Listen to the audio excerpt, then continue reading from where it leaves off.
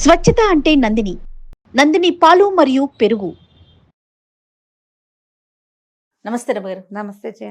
రమగారు, 40+ cross అయిన వాళ్ళు ఖచ్చితంగా ఈ నియమాలు పాటించాలి, పాటించటం మంచిది అనుకునే మీ పాయింట్స్ ఏమైనా ఉంటే చెప్పండి. తిండి తగ్గించుకోవాలి, జంక్ ఫుడ్ మానేయాలి, లేట్ నైట్ పార్టీసు అవి తగ్గించుకోవాలి, early to bed early to rise ఇది పెట్టుకోవాలి. ఓకే.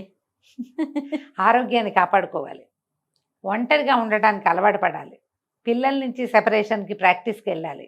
ఇన్ని ఉన్నాయి రమగారు. చాలా ఉన్నాయి. ఇంకా ఒకవేళ మీరు ఏదైనా కెరీర్లో ఉంటే నేను ఓల్డ్ అయ్యాను లాంటి భావాల్లోకి వెళ్ళకూడదు.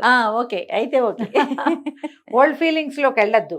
ఇవి ఓల్డ్ అవ్వటము, పెద్దవాళ్ళు అవ్వటము, 40 వచ్చేసరికి 40వ పడిలోకి వెళ్ళి వచ్చేసరికి కొంత జాగ్రత్త పాటిస్తే మీ పని చేసే క్షమత పెరుగుతుంది, మనం ఎక్కువ పని చేయగలుగుతాం. అంతేగా.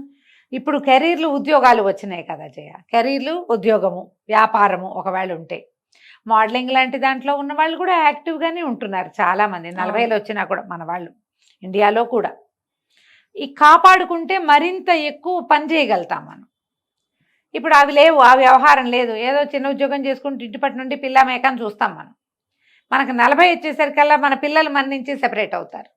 నేను ఒంటరిగా ఉన్నాను అనే భావాల్లోకి వెళ్ళకూడదు. ఎంగేజ్ అవ్వాలి. మనకు ఏదైనా ఒక సొంత వ్యాపకం ఉంచుకోవాలి.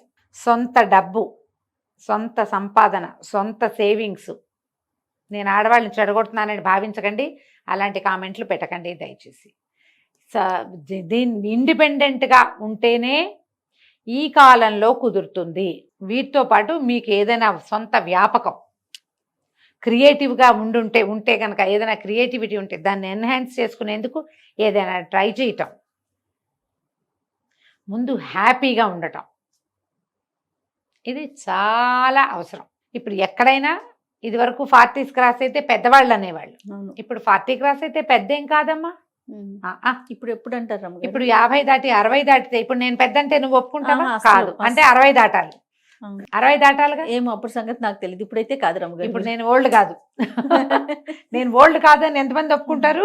నాతో పాటు ఎంతమంది ఏకీభవిస్తారో చూడండి.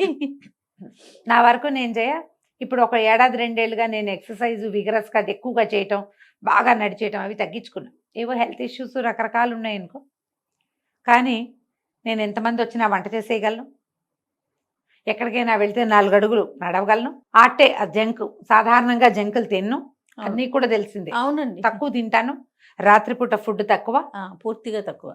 మరి 1 గంట 2 దాకా పార్టీలు వ్యవహారాలు ఏదైనా పెళ్ళికి వెళ్తే ఏదో 11, 12 అవుతుంది, కానీ సాధారణంగా 11, 11 ఒకలా నిద్రపోతాను. నేను యాక్టివ్గానే ఉన్నానని నేను భావిస్తున్నాను. నాకంత మూమెంట్స్ స్లో అవ్వాల.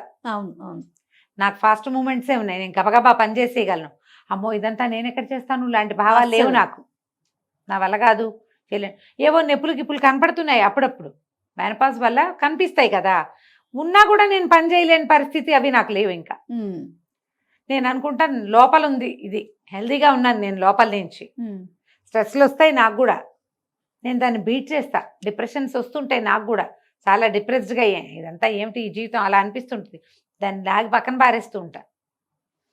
ఏవేవేవో చేస్తా, ఏవో పనులు, అవసరమైనవి అక్కర్లేనివి, ఎవరి పనులైనా మీదేసుకుని కూడా చేస్తా, ఎక్స్ట్రాలు అంటించుకుని కూడా చేస్తూ ఉంటాను. వాటి వల్ల ఏంటంటే ఎంగేజ్ అవుతాను. చాలా ప్రధానమైంది ఎంగేజ్ అవుతాను. నేను ఎంత బిజీ స్కెడ్యూల్స్లో ఉన్నా నాకు కూడా లోన్లీనెస్ వస్తుంది. నాకు పెద్ద గుంపు ఉన్నా కూడా, అవును, దాన్ని తొలగించుకోవడానికి కూడా నేను ప్రయత్నం చేస్తూనే ఉంటాను. ఇలా నిరంతర పోరాటం చేసే పద్ధతిలో ఉంటేనే మనం హాయిగా బతకగలుగుతాం. ఇది నేర్చుకోండి, నాకెవరు నేర్పలేదు. అలాగే ఇంకా లేకపోతే నేను కూరుకుపోతున్నానని తెలుస్తోంది. నువ్వు కూరుకుపోతున్నావు అని ఎవరైనా మీకు చెప్పాలా? నాకు అర్థం కాదు అసలు. అది ఎప్పుడు ఏదో బాధగా ఉంటుంది, ఏమిటో విసుగ్గా ఉంటుంది.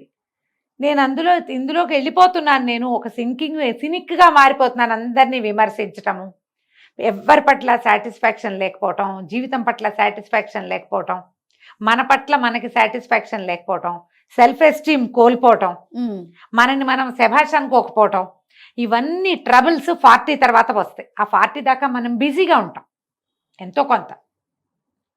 ఇక్కడి నుంచి మన లోన్లీనెస్, మనకి జనాలతో సెపరేషను, ఆ శరీరం కొంత సహకరించకపోవటము, కాస్త బ్యూటీ వ్యవహారాలు కొద్దిగా మేకప్ పెరిగి బ్యూటీ తగ్గడము ఇవన్నీ వస్తాయి. ఇవి వచ్చినప్పుడు మనం ఏం చేస్తామంటే మన మీద మనకి సాటిస్ఫాక్షన్ పోతుంది. అది పెంచుకోండి. ఓకే. ఎలా ఉన్నా సరే మనని మనం యాక్సెప్ట్ చేయకపోతే మననే మనం యాక్సెప్ట్ చేయకపోతే ఎవడు చేస్తాడు మనని? వాళ్ళు ఎవరో ఎందుకు చేయాలి? ముందు మనం చేయాలిగా. కరెక్ట్. మనని మనం శభాష్ అనుకోవాలి. వెరీ గుడ్, నేను బాగా చేశాను అనిపించాలంటే నువ్వు బాగా చెయ్యాలి ముందు. అది ఏమైనా చెయ్యాలి. ఇది చేయకపోతే కష్టమేనమ్మా. చేయకపోతే మనం బయటపడలేము వీటిలలో నుంచి. ఎందుకంటే మనకి సమాజాలు చిన్నవి జయ. అవునండి. నేను ఎప్పుడు ఈ మాట చెప్తూ ఉంటే జయ లోపల ఎలా ఉంటుందంటే ఏదో నొప్పిగా ఉన్న ప్రాంతాల్లో మళ్ళీ కొడుతున్నట్టు ఉంటుంది. ఇక్కడ మోచేతి మీద దెబ్బ ఉంది, అక్కడ మళ్ళీ దెబ్బ తగిలితే ఎలా ఉంటుంది? అలా అనిపిస్తుంది నాకు ఈ మాట చెప్పడానికి. మనకి మన అమ్మా నాన్నలకి మనం ఒకళ్ళే ఇద్దరే పిల్లలుగా మనం కూడా ఉన్నాం. కొంతమంది నా ఏజ్ ఉన్న వాళ్ళు ఉన్నారుగా. మీకు కజిన్స్ తక్కువ, అందరికీ ఒక్కొక్కళ్ళు ఇద్దరిద్దరు. మధ్యలో ఈ కరోనా దౌర్భాగ్యం వచ్చి కొన్ని పోయినాయి టికెట్లు, జనం తక్కువ. ఫ్రెండ్ సర్కిల్ మెయింటెనెన్స్ అందరి వల్ల కాదు, ఫ్రెండ్స్ తోటి కూడా తూతూ మేమే అనుకుంటూ ఉంటారు. ఒకళ్ళనొకళ్ళు యాక్సెప్టెన్సీ పోయింది. ఎప్పుడైతే మనం పాండమిక్ చూసామో జయ, ఇతరులని భరించటం అనేదే పోయింది మన దగ్గర. ఇప్పుడు అలవాటు పడిపోయిందంట. ఇప్పుడు లోన్లీనెస్సే కాదు, అవతల వాళ్ళలో తప్పులు ఎంచడం మనం ఎక్కువగా చేస్తున్నాం. ఎంతసేపు తప్పులు ఎంచుతాం. అవును. అప్పుడు ఎవరుంటారు మనకి మనమైనా ఉండాలిగా. అంతేగా కదా. మనుషులు నుంచుకోండి. 40 దాటాక ఫ్రెండ్షిప్ చేయండి. ఇది ఒకటి నేర్చుకోండి. మీకంటే చిన్నపిల్లల్ని చూసుకోండి, వాళ్ళు యాక్టివ్గా ఉంటారు, మనం వాళ్ళతో పాటు లాగేస్తాం. నాకు అలాగే ఉన్నాయి టికెట్లు, చిన్నవి చిన్న ఫ్రెండ్స్. వాళ్ళతో మాట్లాడుతూ ఉంటే మనం ఇంకొంచెం యంగ్గా అవుతాం. అవును అవును. మన ఏజ్ ఫ్రెండ్స్ మనకి ఎలాగ ఉంటారు? మన క్లాస్మేట్లు, కజిన్స్, క్లోజ్ కజిన్స్ ఉంటారు. వీళ్ళతో పాటు చుట్టుపక్కల ఇళ్లలోనో ఏ ఫేస్బుక్ ఫ్రెండ్సో యంగ్స్టర్స్ అనగానే ఎక్కడికో వెళ్ళిపోద్దామా, కొంచెం మోతాదుగా ఉండి ఉంచుకోండి ఫ్రెండ్షిప్. ఎవరితోటైనా కబుర్లు చెప్తూ ఉంటే అప్పుడు అన్నీ బాగుంటాయి. నేను ఎప్పుడో చూసాను జయ గుడ్డి సినిమా. గుడ్డి తెలుసా నీకు? ఎవరికి తెలీదా? అందరు చూడండి, నా ఫేవరెట్ సినిమా. తెలుగేనండి కాదు, హిందీ సినిమా. జయబాదురి యాక్ట్ చేశారు అందులో. జయబాదురి అప్పటికి చాలా యంగ్, ఆవిడ మాకంటే చాలా సీనియర్ కదా, చిన్నపిల్ల. అందులో ఒక ప్రార్థనా గీతం ఉంటుంది. సబ్కో మన్కో శక్తి దేనా మన విజయ్ కరే దూసరో కే జైసే పెహలే ఖుద్ కో జై కరే. ఇది ఆ పాట. అపని మన్కో శక్తి దేనా మన విజయ్ కరే, మన మనసు విజయం చేయాలి. ఈ పాట ఎంత బాగుంటుందో, నేను అసలు బాగా పాడలా, ఎంతో బాగుంటుంది. ఆ 2 వాక్యాలు నాకు చాలా చిన్నప్పటి నుంచి ఇష్టం. నాకు హిందీ వచ్చిన అర్థమయ్యే నాటికి చూసిన సినిమా అది. ఎవరినో జయ కాదు, ముందు నీకు జయకారం చేసుకో. నిన్ను నువ్వు శభాష్ అనుకునే లెవెల్లో నువ్వు ఉండు. అంతే. నువ్వు ఏడ్చినట్టుండి ఏదో ఒకటి చేసేసి శభాష్ అనుకోవద్దు.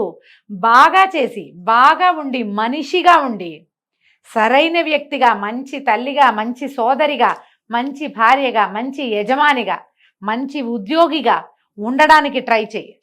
నిన్ను నువ్వు గొప్ప చేసుకో, నిన్ను నువ్వు శభాష్ అనుకో, నిన్ను నువ్వు సంతోష పెట్టుకో. దీనికోసం ఇతరులను బాధ పెట్టకూడదు. అది డెవలప్ అయింది ఇప్పుడు.